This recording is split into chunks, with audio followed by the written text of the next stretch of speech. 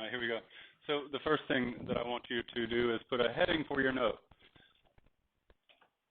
100 schools of thought. That's your heading for this section of notes. 100 schools of thought.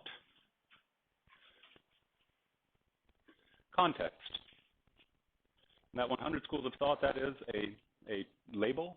It's capitalized. That's what we call the period of the birth of Chinese philosophies. It's the honey of this course. First of all, who cares about Chinese philosophy? Well, if you haven't noticed from just me generally and the talk we just had, many of us do, because unlike Western philosophy, it's far more relevant. It is just far more relevant. It's not about what's true. It's about what's good. It's about what's good, the good life. And not as in being goody-goody. There's a huge difference. I don't like goody-goody people. Oh, you cursed. That's a goody-goody, right? Oh, you said a bad word. That's a goody-goody. Uptight, rule-based. Oh, for some reason, vowel-consonant combinations are wrong. I'm a goody-goody. I never use taboo vowel-consonant combinations. That's goody-goody. Chinese philosophy is not about being goody-goody, and moral is not equivalent to boring or no fun. Chinese philosophy is about good. And you know what? Being better. We all want to be better. How do we improve ourselves? How do we improve our society? How do we improve our government? How do we improve human life from the individual to the global, the social, inside to outside? And unlike Western philosophy, correct me if I'm wrong, but I don't think we go around like saying, yeah, I'm an Epicurean. Yeah, I'm a Stoic. No, it's because we haven't read Epicurus, and we haven't read Epictetus, and I doubt anybody in the room is a devout Platonist. But the Chinese, including the Chinese common people, they're into their Taoism. They're into their Confucianism. They still read this stuff. It really is relevant to them today. And again, to those of us who are not even Chinese. Well, what am I talking about? I am Chinese. I'm a reversed banana. I'm a hard-boiled egg. Be quiet. Be quiet. Sorry, I need my dashboard caramel statue fix.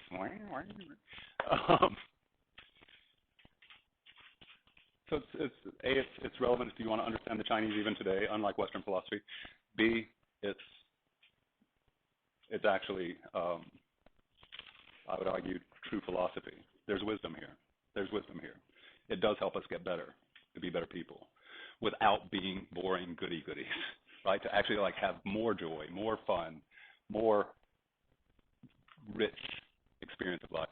So I will stop with that salesman's pitch, which is absolutely sincere, and move on. The 100 schools of thought, the birth of Chinese philosophy, the context. First, to define 100 schools, it's a hyperbole. 100 is not literal. There were not 100 different philosophies. We say, I told you a million times. We don't mean it literally. They don't mean 100 literally. That's just their way of saying a lot of philosophies emerged during this historical period of the Eastern Zhou. We've already seen one, Confucianism. Now, the context. What was going on that caused this huge explosion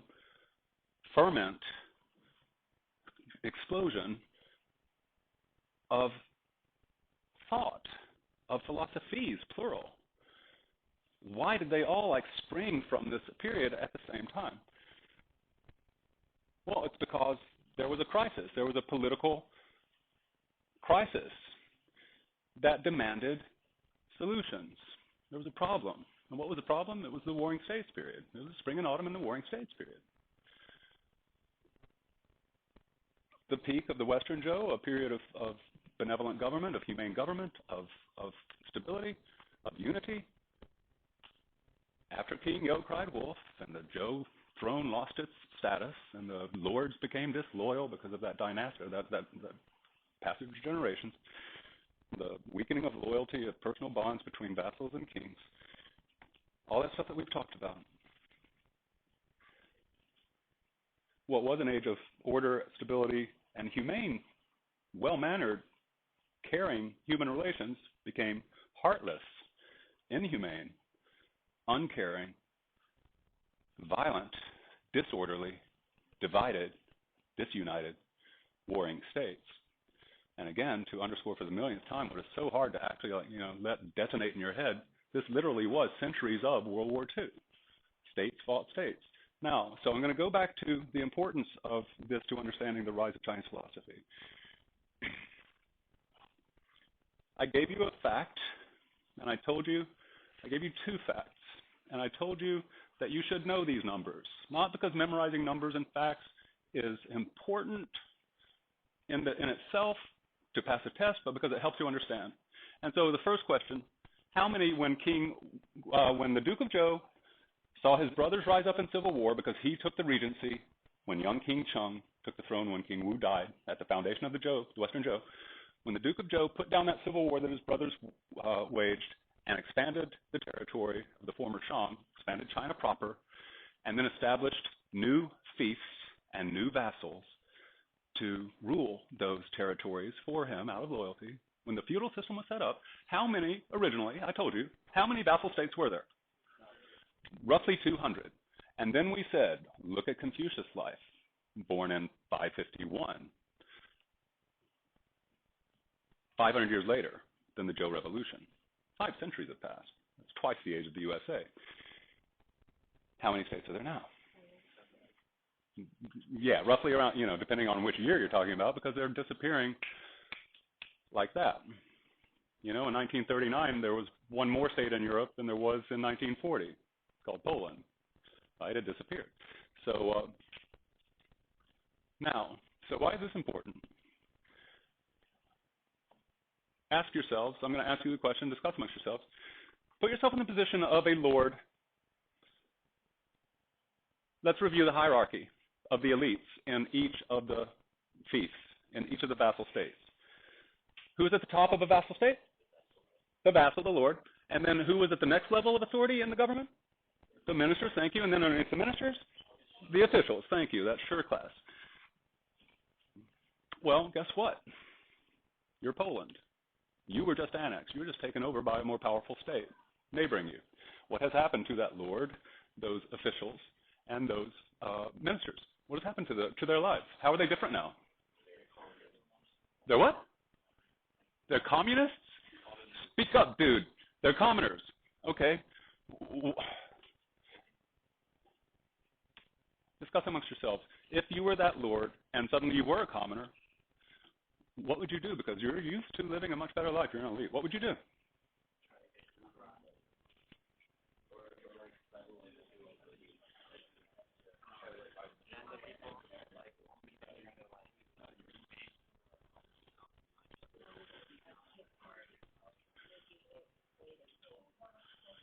What would you do? What's one thing you would do? There's a million things you would do. What would you do? Try and get everyone who's in that state before. Okay. Try to do a counter-revolution. Let's assume that state's army was decimated and there's no hope of that. There's no hope of, because we were taken over, our army was wiped out by the neighboring state's army. Now, so there's no hope of you getting your position back in this government. What are you going to do? Thank you. Go to another vassal and try to get a position. Because you were an unemployed expert in statecraft.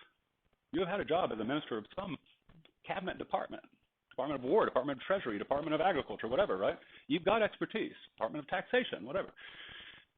You've got expertise, but you don't have a house, you don't have a job, on and on.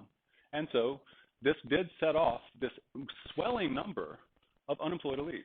Goldman Sachs has been laying off 10,000s, like all of the big financial firms are laying off a lot of their staff. You got tens of thousands of people now out of work that are used to being millionaires, and they got laid off, right? And so they're like doing a similar thing, right? So they're all scurrying around, going to lords who still do have a state, saying, I'm offering you my service. Simply put, for your notes, the supply of political experts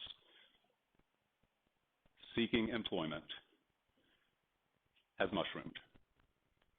Notice we're talking supply and demand here. There is a huge field in this job market.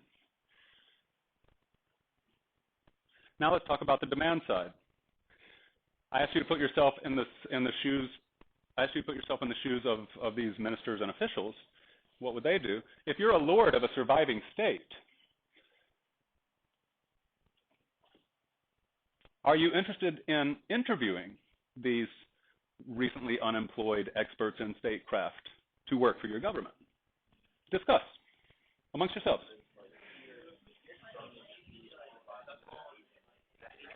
And remember the Confucius movie, by the way, because they hit this. Go ahead.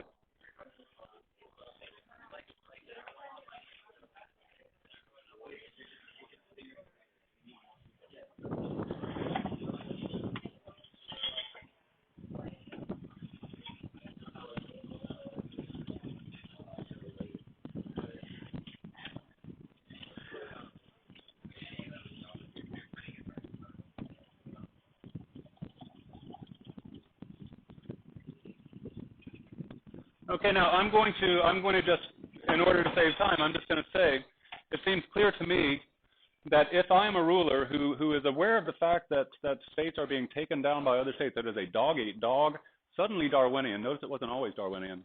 Back in the Western Joe, it was not Darwinian, law of the jungle, because it was civilized. It has become uncivilized and law of the jungle, Darwinian, survival of the fittest now. And if I want to survive, now that we've lost our moral bearings, I do need the best team I can find. The aristocratic inheritance from father to son of the stable Western Joe period? Oh no, that will not work anymore. You remember Duke Ling saying, good, you're giving Confucius that position as Minister of the Interior, whatever it was. Good, talent is what we need now, not aristocracy. So yes, there was a demand for it too on the parts of the surviving lords. Clear? Supply was large, demand was high.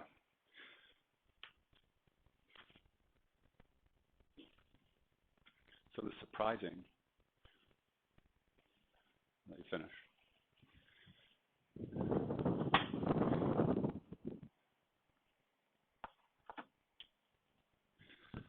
So the surprising conclusion, one of many to draw from this, the most surprising is this. The birth of Chinese philosophy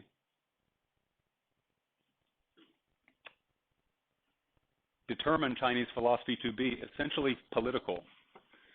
Chinese philosophy, the search for wisdom, it is political philosophy at its heart. Not individual, political. Not personal happiness, political. How do we run a state?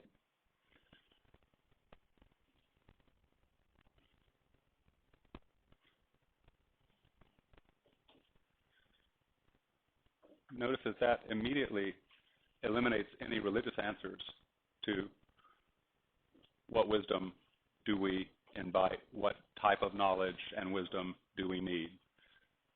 Because I doubt that any lord is going to take seriously a person who comes up to him and says, here's the answer to the warring states period. Just pray, right? He's going to lose to the guy who goes, here's the answer to the warring states period. Do this, employ these policies. Now, Confucianism was a political philosophy. Here's my evidence. You saw him going to, who was his audience every time he wandered from state to state? It was kings, it was lords, right? It was the rulers of the states. Why? Because he was asking, you saw it in the movie, implement my policies, implement the ways of the Western Joe. I am a politician, I have policies. Employ those. Now here's where it gets interesting. Other philosophers, including philosophies, including Daoism, this one's a bit of a stretch and it's just bizarre. Daoism itself, there were Daoists doing the same thing, wandering. Who were their audiences? Lords. What were the Daoists doing? Saying, you want to make your state survive? Take the Daoist path, the Daoist way. The Confucian way, go back to the Western Joe. Go to sumptuary codes, go to ritual propriety, all that, right? Go to Yao Chen and Yu and the Sage Kings. Be like King Wan. Rule with virtue, not with force. The Daoists are coming and saying, be Daoist. It's a different way. There's a third school of philosophy that you probably have encountered in grade 9 world history or else in AP, something or other, that starts with an L. Who knows it? Yeah, the legalists. And you're Joseph, right? I'm getting my names down because these constant interruptions make semester 2 a very, very hard time to get to know students. but I've noticed your writings and such. So legalism is another philosophy. Clearly, legalism is not very hard to understand as a political philosophy. What would the advice of a legalist be to a lord? If you want your state to be strongest, you would do what? Rely on what? Laws, because legal law, right? Now, there were other schools, not just those three. We will not cover them here. We do not have time. They're very interesting. There's a school of Mozi. You don't have to write this down. I'm just telling you. It's called Moism, M-O-H-I-S-M. The philosopher's name is Master Mo, M-O, so M-O-Z-I, Mozi. He's very much like Jesus. He taught universal love, not family love, not 5 relationships, but your brother should be no more special to you than than a stranger. The love should be universal. Very much Christian in that sense. But they were also really interesting in that they were nonviolent, and their way to attack violence, their political stance, their political service during the warring states was, this state's being invaded, so let's all go, all of us Moists go, and that's because we are masters of defense against siege. They were military strategists. So they were pacifist fighters who would help the underdog state against the aggressive state. They're being besieged. They're trying to starve them out. So we know how to fight that, so let's go run and help the underdog. That was the Moists. They hated the Confucians. They said ritual was bad. All this concern about music and rituals were a waste of money that could be spent on the common people, and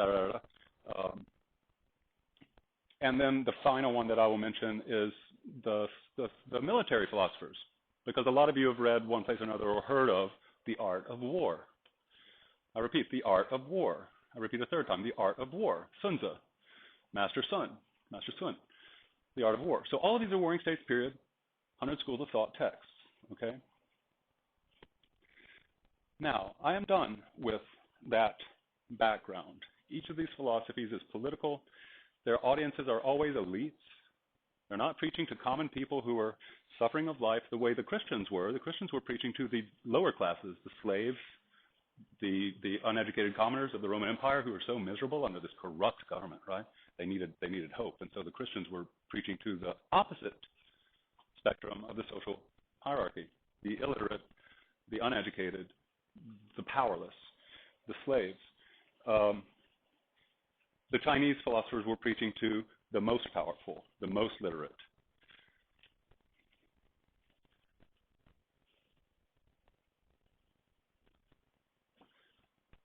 Here's the final point. Don't poop out. You're young. Keep your discipline here. The mind is a muscle too. You can still do push-ups. Each of the schools of thought knew about all the other schools of thought's arguments. The Daoists knew what the Confucians were advising. The legalists knew what both the Daoists and the Confucians were advising. They all knew what their rivals were advising the lords. So there's a debate type of thing going on in here. We are really debating the weaknesses of our rivals' philosophies while we advocate our own philosophy. We're arguing not only for what we think, but against what everybody else is telling you. So it's very helpful to think of Confucius knowing that Lao Tzu is going to be talking to this guy too. It's even fun to think of Confucius, a Daoist, a legalist, all sitting in the same room talking to the Lord and hearing the other people's arguments. This brings me up to finally this first term, intertextual. Intertextuality is the situation where ideas from other texts are actually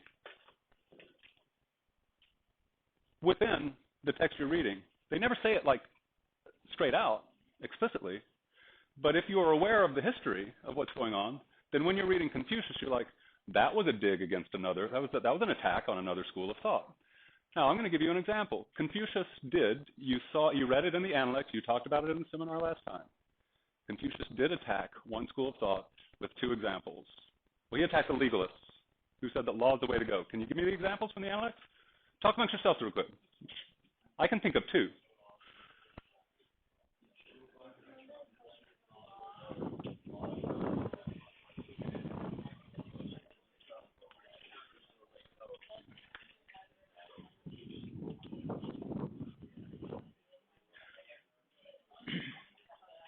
Okay, so the first one is hands. Give me a hand.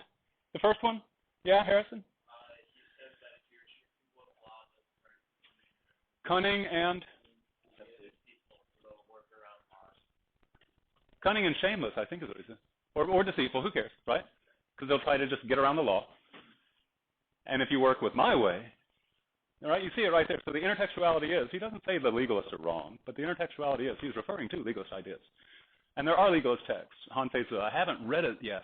I've been working my way through all of the Chinese philosophers in order, from the earliest, Confucius and Lao Tzu, to the latest, which is the legalist.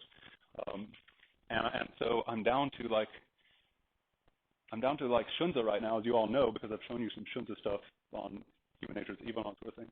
And Shunzi taught the legalist guy, Han Fei Tzu, who started as a student of Shunzi and thus a Confucian, but then he switched to legalism and wrote a classic text of legalism. In any case, and so it's incredible to read them historically in the right order and see how the ideas evolve generation to generation, because they're all like, it's a 3-century debate, right? They are constantly defending themselves generation by generation, century by century, against the increasing attacks and new ways to argue against each other. So it's really, really interesting to read this stuff just historically in order. And what was the other example of him intertextually referring to legalism? The father steals the sheep, right? So those are examples of intertextuality. I tell you that because now I'm ready to assign you 7 tables, 7 sections of this packet. Section 1 is the Tao and Yin Yang. Section 2 is death, misfortune, and sickness. Section 3 is action, on and on. Section 7, good government. I'm going to ask you to remember this. So I've given you the context. Do you have any questions about the context? I've given you the context, and I've ended with the intertextuality thing, so that when you look at it now, I'm going to ask each table to deal with one section. I want you to also see if you can, with this new information, discover this new layer of reading these texts, which is, oh, he's getting intertextual there, right? He's referring outside of the text to his rivals.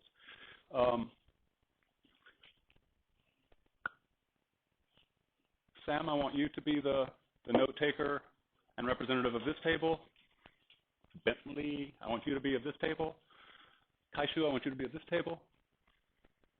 Joseph, I want you to be of this table. Benji, I want you to be of this table. Hanson, I want you to be of your table. Have I got everybody? No, I haven't. Because I don't like you. I'm kidding. And you're supposed to laugh. You know that's a joke. And you too. I want you to be the note taker of this table. Note takers, this is what I want. This is what you are responsible for. This is not a polite request. This is an order. That's what sergeants say to their inferiors in the army. Private, that ain't a polite request. That's an order, right? Look for intertextuality. As you discuss your section, look for any intertextuality. Look for the patterns that I told you to look for. Any patterns that you saw, that can be patterned within or across the text in your section. We see it in text A, text B, and text C patterns. Any of the ambiguities, there is more than one meaning possible. And finally, 2 more things. The presence of yin-yang theory, masculine, feminine, active, passive, change, feminine inside masculine, masculine inside feminine, right? The black inside the white inside the black. Questions, in other words, I put a question mark in the margin I was answering here because I just don't get this part. Do you? And if you don't, ask when we get to your section. And finally, so note takers, you're taking this down, right? You're responsible for having all this stuff down so we can have good conversations. The last thing is, how can you not? Just what was your favorite line? Right? Because there's so many good lines in this, whether beautiful, funny, or none of the above. Have I assigned you your texts yet? Okay. Yes. Sorry, yeah, I'll move it on to me. I'm burning up. Hot at the Hawker Center. I'll give it right back. Do I have any poetry fans in this room? Hand was up first. I want you to do section 1. And you know why? Because I am always so dreadfully disappointed in either our English department, I'm kidding, or the teenage brain, which is not yet developed enough. It's not. Your frontal lobe's not done. Your frontal lobe is not done until 22. You will be amazed at how much more powerful your brain is at 22. This is true. This is true. I was so much smarter at 22. That's why you shouldn't be drinking at 18, because your brain's not done yet. You're making stupid decisions, man. But anyway, so you got section 1, and I want you to pay special attention to number 2. Actually, to both. All right. Number 1, man. The first one. It's amazing. It's on the first page. Right? Do you hate me more? Shall I? Yeah. Okay. Good. Hate's good, because hate changes to love. Yin yang. Yin yang. You'll love me later. All right. Pay special attention to this question, and this part especially, the role of yin yang and returning in these. Now, that means read it slowly and actually look for patterns. I challenge you. You won't find them. The role of yin yang particularly. Read it. Eat that poem, not letter by letter, but word by word. Read it once slowly, and then read it a second time slowly, and see what you find. It's incredibly well constructed. All right. 2.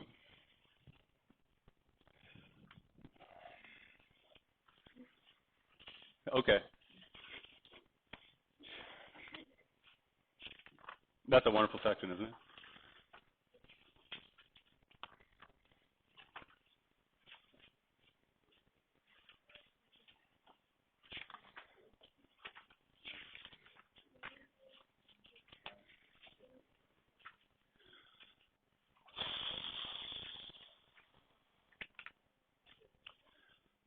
Six, wealth and business. Yeah? Okay. What I want you to do is make a Venn diagram asking yourself this question. How do Confucians and Daoists, do they agree more than disagree? Where do they agree? Where do they disagree on wealth and business, the pursuit of profit in business? Are they rivals on this? Are they more similar than different or different? All of you. Okay, so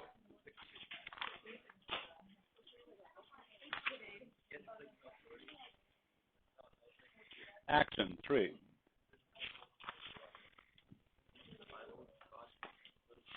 Water 4.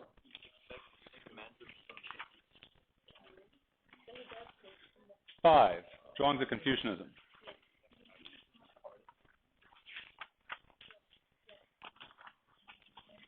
7, government. Just because you're a debate guy, so I figured you would like the government question.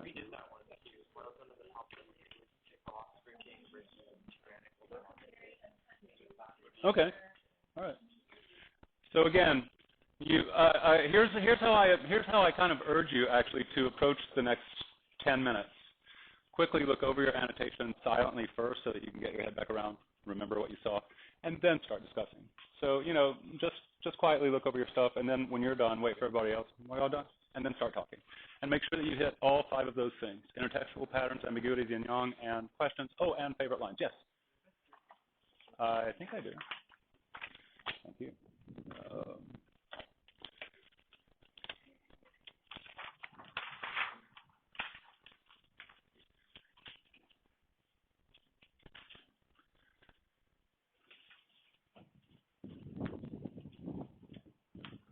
We won't finish all today, and that's okay. We'll come back next time and finish.